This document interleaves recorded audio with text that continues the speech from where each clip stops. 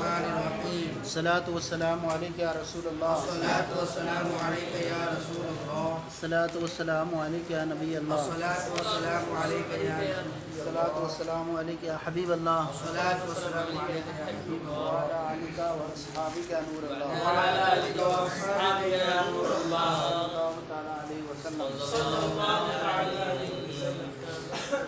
قیاس پر وارد ہونے والے جو سوالات تھے، اعتراضات تھے، ان کا بیان چل رہا تھا، اور ان میں سے ہم نے ممانعات، قول میں موجود علت، قل، یہ اور عکس، اس کا بیان پڑھ رہے تھا، اور فرق کا جو بیان تھا اس کو بیان نہیں کیا ہے، کیونکہ فرق کا بیان پیچھے جو ہے تفصیلات سے ہو چکا ہے، اس لیے اس کو انہوں نے چھوڑ دیا۔ تو اس اعتبار سے اس کے اندر جو ہے یہ 7 طرح کے اعتراضات کے جواب دیں گے۔ 4 کے جو ہیں جوابات ہو چکے ہیں، اب بچے کون سے؟ فساد وضع، نقض اور معارضہ۔ اب یہاں پر کل جو آپ کو پیچھے بیان کیا گیا تھا کہ عکس میں کیا تھا کہ سائل جو ہے وہ معلل کی اصل سے ایسے طریقے پر استدلال کریں کہ معلل جو ہے وہ اصل اور فرع کے درمیان فرق کرنے پر مجبور ہو جائے۔ جیسے کہ کہا گیا، امام شافعی نے کہا کہ عورتوں کے زیورات میں زکوٰۃ واجب نہیں ہوگی، کیونکہ جس طرح سے عورتوں کے زیورات یہ استعمالی ہیں، جس طرح کے عورتوں کے کپڑوں میں زکوٰۃ نہیں ہوتی ہے، کیونکہ وہ بھی استعمال والے ہوتے ہیں، تو اسی طرح سے عورتوں کے زیورات میں بھی زکوٰۃ نہیں ہوگی۔ اب یہ کہنے والے نے کہا کہ جس طرح عورتوں کے کپڑوں میں زکوٰۃ نہیں ہوتی ہے، اسی طرح اس طرح کے زیورات میں زکوٰۃ نہیں ہوگی۔ سامنے والے نے اب کرتے کہا کہ اچھا ایسے ہے تو جس طرح سے مردوں کے کپڑوں میں زکوٰۃ نہیں ہوتی، ایسی مردوں کے جو چھلے ہیں یا انگوٹھی ہیں ان میں بھی زکوٰۃ نہیں ہوگی۔ کہ کپڑوں پر مقیس علیہ بنا اور زیورات مقیس بنے تو اس میں بھی جو ہے زکوٰۃ نہیں ہوگی۔ اب سامنے والا جو ہے اصل اور فرع کے درمیان فرق کرنے پر مجبور ہو گیا کہ ہاں بھائی ایسا ہے کہ دیکھیے مردوں کے جو کپڑے، مردوں کے جو زیورات ہوتے ہیں، وہ زیورات گویا کہ ان کے لیے استعمال کرنا حرام ہے، تو وہ گویا کہ استعمال ہی نہیں ہوئے ان کے، اور رہا کپڑے تو ان کے استعمال ہی ہیں، تو اس لیے اس میں زکوٰۃ نہیں ہوتی، اور کپڑے زیورات استعمال ہی نہیں ہیں، اس لیے ان میں زکوٰۃ ہوگی۔ اور عورتوں کے کپڑے جس طرح استعمال ہی ہیں، اسی زیورات بھی استعمال ہی ہیں، اس لیے ان میں کیا ہوگی؟ زکوٰۃ نہیں ہوگی۔ لیکن ہم نے کہا کہ یہ تو امام شافعی کا مسلک تھا، لیکن ہم کہتے ہیں چاہے وہ مردوں کے زیورات ہوں چاہے وہ عورتوں کے زیورات ہوں، دونوں میں کیا ہوگی؟ زکوٰۃ واجب ہوگی۔ 5واں یہاں سے بیان کر رہے ہیں فساد وضع۔ فساد وضع کہتے ہیں حکم کی علت ایسے وصف کو قرار دیا جائے جو اس حکم کے مناسب نہ ہو۔ حکم کی علت جو ہے سامنے والے نے ایسی قرار دی ہے جو اس حکم کے مناسب نہ ہو، تو اب ہم کہیں گے کہ آپ نے جس حکم کی علت جو وصف قرار دیا ہے وہ وصف اس کے مناسب نہیں تھا، صحیح ہے نہیں؟ تو اب کیا کر دیں گے؟ اس کو ہم کر دیں گے کہ یہ وصف اس کے مناسب نہیں تھا۔ مثال کے طور پر امام شافعی کہتے ہیں احد الزوجین میں سے اگر کوئی اسلام قبول کر لے، حالت اسلام لانے سے پہلے ان کا نکاح جو ہوا تھا وہ حالت کفر میں ہوا تھا، کفر میں نکاح ہوا تھا، اب زوجین میں سے کوئی ایک اسلام قبول کر لے تو امام شافعی فرماتے ہیں کہ نکاح فاسد ہو جائے گا۔ کیا ہو جائے گا؟ نکاح فاسد ہو جائے گا۔ تو گویا کہ انہوں نے کیا قرار دیا؟ آزاد کیا ہے؟ کسی ایک کا مسلمان ہو جانا، یہ وصف قرار دیا فساد نکاح کے لیے۔ گویا کہ انہوں نے کہا کہ کسی ایک کا زوجین میں سے مسلمان ہو جانا یہ نکاح کو فاسد کر دے گا، جس طرح زوجین میں سے کوئی ایک مرتد ہو جائے تو نکاح فاسد ہو جاتا ہے، ایسے ہی یہاں پر بھی نکاح فاسد ہو جائے گا۔ ہم کہیں گے آپ نے جس وصف کو علت قرار دیا ہے، ہم اس وصف کو ہم کہتے ہیں کہ یہ حکم کے مناسب نہیں ہے۔ کیسے کہ ہم یہ کہتے ہیں، کہیں گے کہ بھائی کسی ایک کا مسلمان ہونا نعمتوں کے چھننے کا سبب نہیں بنتا ہے، مسلمان ہونا نعمتوں کے چھننے کا سبب نہیں بنتا ہے۔ مسلمان ہوتا تو نعمتوں کی حفاظت کرتا ہے، حقوق عطا کرتا ہے۔ تو اب ہم یہ کہیں گے کہ ایسی صورت میں اگر کوئی ایک ایسی صورت میں اسلام لے آیا تو ایسی صورت میں یہ نسبت نہیں کریں گے کہ نکاح فاسد ہو جائے گا، بلکہ ہم یہ کہیں گے کہ دوسرے والے کو بھی مجبور کیا جائے گا کہ تو بھی اسلام قبول کر لے، تاکہ جو تمہارا نکاح تھا وہ اپنی حالت میں برقرار رہے گا۔ اب اگر دوسرا والا جو ہے وہ قبول نہیں کرتا ہے نکاح کو، مسلمان ہونے کو، تو اب یہ ہم کہیں گے کہ فساد نکاح کی نسبت اس کے انکار کی طرف منسوب کریں گے۔ فساد نکاح کی نسبت اس طرف منسوب نہیں کریں گے کہ یہ مسلمان ہوا تھا، فساد نکاح کی نسبت اس پر منسوب کریں گے کہ یہ شخص کیا ہوا، اسلام لانے سے انکار کر دیا، اس لیے نکاح فاسد ہو گیا۔ تو دیکھیے کہ مسلمان ہونے کو انہوں نے علت بیان کیا تھا کہ مسلمان ہونا کیا کر دیتا ہے، نکاح کو فاسد کر دیتا ہے۔ تو ہم نے کہا کہ فساد نکاح کی جو نسبت ہے وہ مسلمان ہونے کی طرف نہ کی جائے۔ تو دیکھیے وصف جو ہے یہ کیا کہیں گے کہ حکم کی علت ایسے وصف کو قرار دیا جائے جو اس حکم کے مناسب نہ ہو۔ تو کیا ہوئی انہوں نے مناسب کیا، مسلمان ہونا، تو ہم کہیں گے یہ مناسب نہیں، مسلمان ہونا کیا ہے، نکاح کو فاسد کر دے۔ مسلمان ہونا تو حقوق اور کیا کرتا ہے، اس کی حفاظت کیا کرتا ہے۔ سمجھ میں آ گیا؟ اسی طرح اگر کوئی شخص نکاح کرنا چاہتا ہے، ناکے جو ہے نکاح کرنے والا آزاد بھی ہے اور نکاح پر قدرت بھی رکھتا ہے، تو امام شافعی کہتے ہیں کہ ایسی صورت میں وہ کیا کرے، طول حرہ، آزاد عورت سے نکاح پر اگر قدرت رکھتا ہے تو آزاد عورت سے نکاح کرے۔ صحیح ہے نہیں؟ باندی سے نکاح کی اجازت نہیں دی جائے گی۔ جس طرح سے کسی کے جو ہے نکاح میں اگر آزاد عورت ہے تو اس سے کیا ہے، باندی سے نکاح نہ کرے، کیونکہ ایسی صورت میں کیا ہے، آزاد عورت کی گویا کہ عزت کم کرنا لازم آئے گا۔ ایسے ہی کوئی شخص اگر نکاح پر قدرت رکھتا ہے تو کیا کرے، وہ باندی سے نکاح نہ کرے۔ گویا کہ انہوں نے یہ کہا کہ مسلمان ناکے کا آزاد ہونا، قادر علی نکاح ہونا، یہ کہتے ہیں عدم جواز کو ثابت کرنا چاہتے ہیں۔ قادر علی نکاح ہونا اور ناکے کا آزاد ہونا، یہ کس کو کہتے ہیں، عدم جواز۔ کس سے، باندی سے۔ ہم کہتے ہیں کہ یہ جو ہے اوصاف، یہ تو انسان کے نکاح کو طلب کرنے والے ہوتے ہیں، یہ اوصاف تو اس بات کے تقاضا کرتے ہیں کہ انسان کے لیے جواز ثابت ہو کسی چیز کا۔ لہٰذا ہم کہتے ہیں کہ اگر وہ قادر ہے اس بات پر تو وہ آزاد عورت سے نکاح بھی کر سکتا ہے، باندی سے بھی نکاح کر سکتا ہے، کیونکہ یہ اوصاف ہونا کیا ہے، نکاح کے داعی ہوتے ہیں، نکاح کو روکنے والے نہیں ہوا کرتے ہیں۔ تو دیکھیے نکاح، ناکے کا آزاد ہونا، قادر علی نکاح ہونا، انہوں نے کیا کر دی، روک لگا دی کیا کہ عدم جواز نکاح باندی سے۔ ہم کہیں گے کہ یہ جو ہے وصف حکم کے مناسب نہیں ہے، اور حکم کیا ہے، اسے نکاح کا جواز سپرد کیا جائے۔ صحیح ہے؟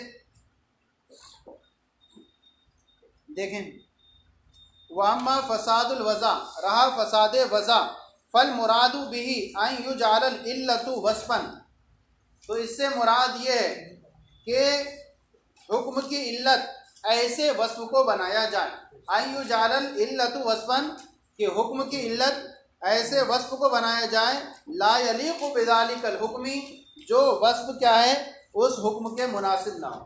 حکم کی علت ایسے وصف کو بنایا جائے جو وصف اس حکم کے مناسب نہ ہو۔ مثال فی قولہم، اس کی مثال امام شافعی کے کیا ہے، شوافع کے قول میں کیا ہے، فی اسلامی احد الزوجین، زوجین میں سے کسی ایک کے مسلمان ہونے کی صورت میں اختلاف الدین، دین کا اختلاف پایا گیا، دین اختلاف ہو گیا، اختلاف الدین ترا علی النکاح، یعنی دین کا اختلاف یہ واقع ہوا کس پر، نکاح پر۔ نکاح پہلے سے قائم تھا اور دین کا اختلاف قائم ہوا کس پر، نکاح پر، جو پہلے سے موجود تھا ان کا۔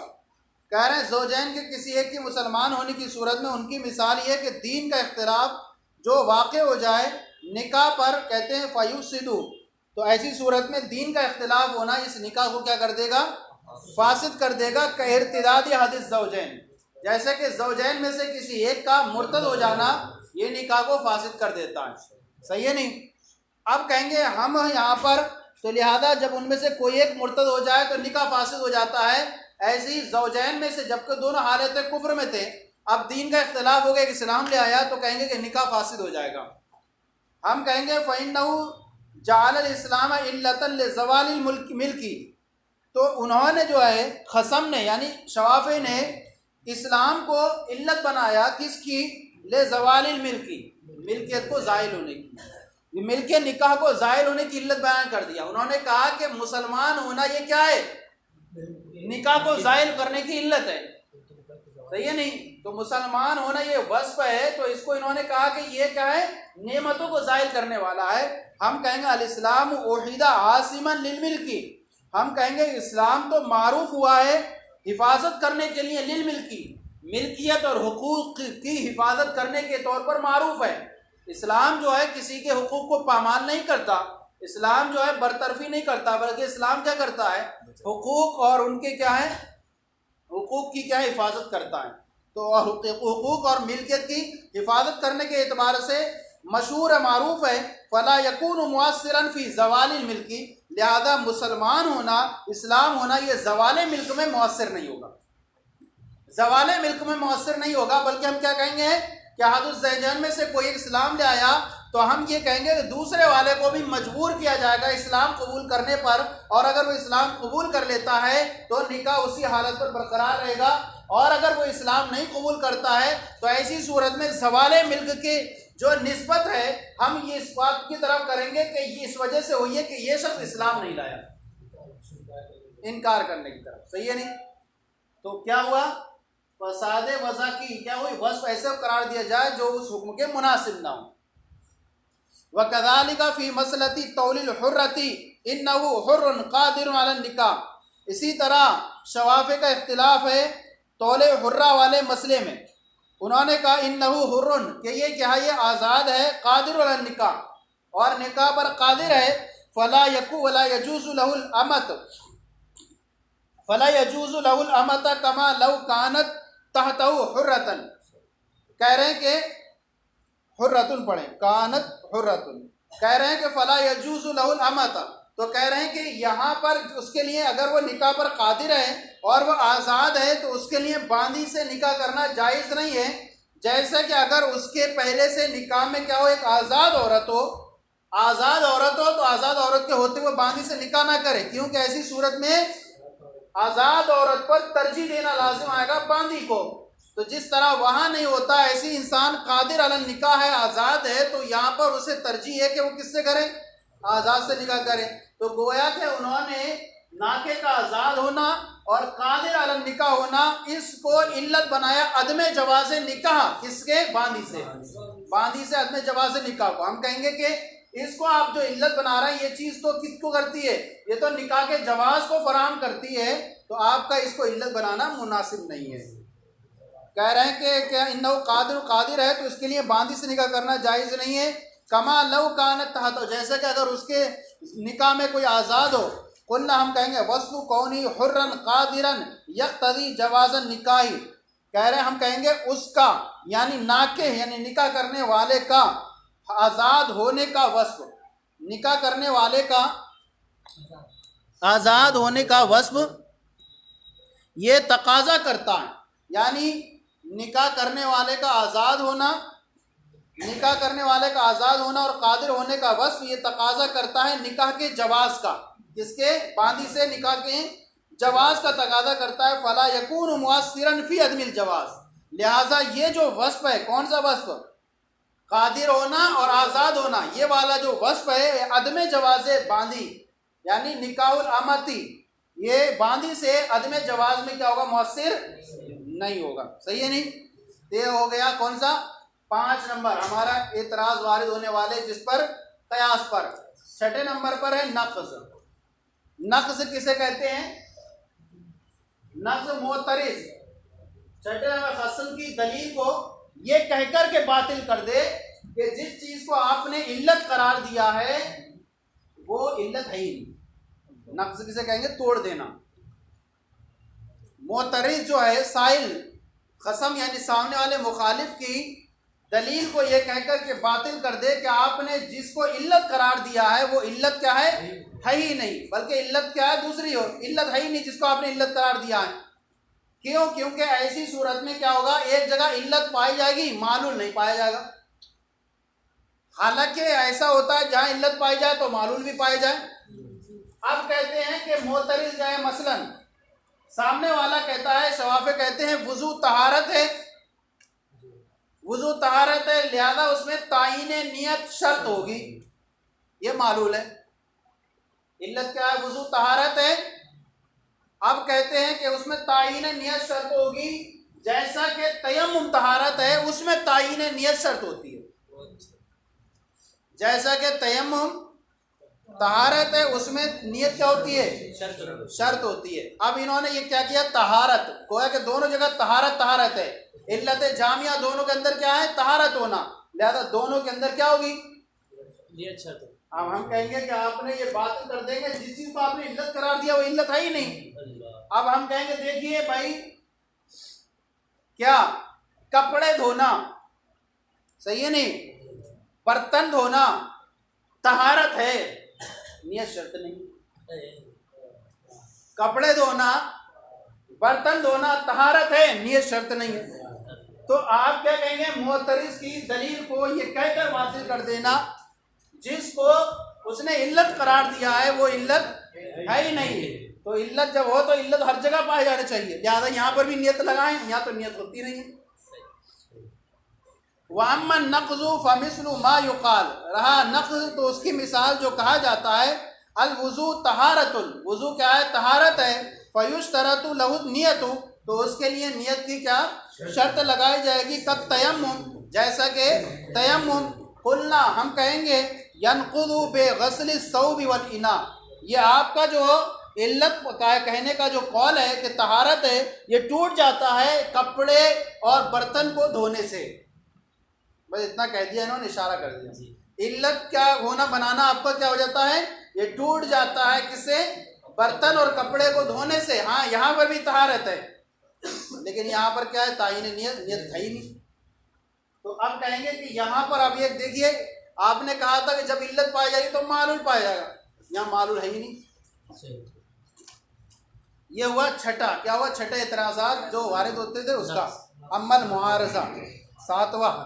آٹھواں ہے دراصل ساتواں جو ہے وہ فرق جو ہم پیچھے چھوڑ چکے ہیں اس لیے یہاں بیان نہیں کیا. معارضہ، معارضہ کسے کہتے ہیں؟ سائل معلل کے مقابلے میں، سائل معلل کے مقابلے میں ایسی دلیل پیش کر دے جس سے معلل کے دعوے کے خلاف حکم ثابت ہو جائے. سائل کیا ہے؟ معلل کسے کہتے آ رہے اب تک؟ جو ہمارے مخالف ہے وہ معلل ہے نا. سائل جو ہوگا گویا کہ ادھر سے بن جائے کوئی بھی، یا اگر وہ کرتے ہوں ہمارے اوپر تو ہم کیا ہوں گے؟ اس وقت معلل ہوں گے. صحیح ہے نہیں؟ تو ہر جگہ ہوتا ہی ہوگا ایسا، کبھی ہم معلل بنتے ہوں گے کبھی وہ سائل بنتے ہوں گے. تو ہے. تو اب یہاں پر سائل کیا کرے؟ معلل کے مقابلے میں ایسی دلیل پیش کر دے جس سے معلل کے دعوے کے خلاف حکم ثابت ہو جائے. اس کو کہیں گے معارضہ. اب یہ دیکھیے کہ انہوں نے کہا کہ وضو میں مسح رکن ہے، وضو میں مسح، لہذا اس کی تثلیث مسنون ہوگی. وضو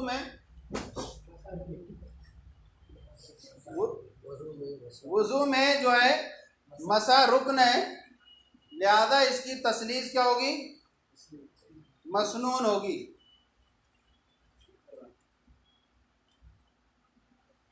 اس کی تثلیث کیا ہوگی؟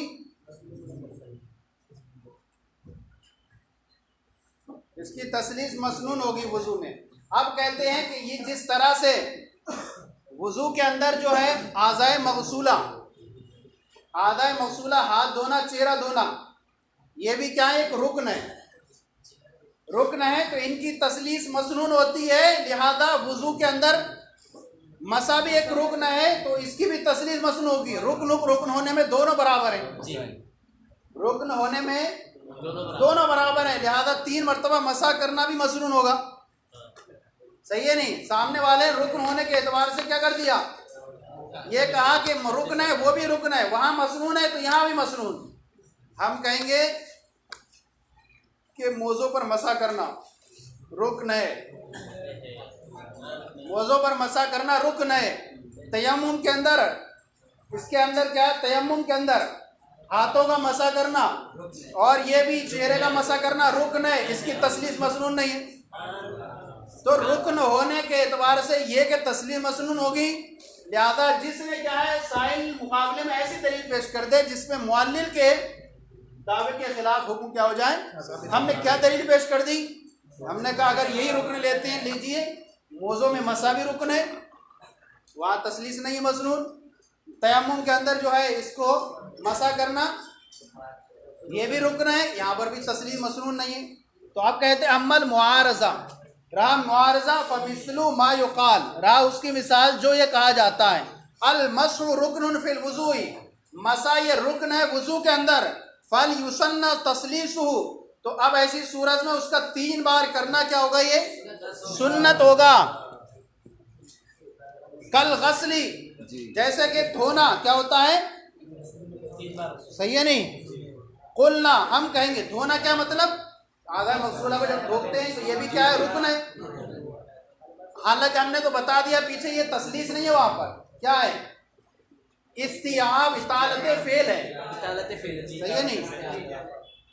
قلنا، ہم کہیں گے المسح رکن، مسا کیا یہ رکن ہے. فی الوضوء فلا یسن تسلیس، لہذا اس کی تسلیس مسنون نہیں ہوگی.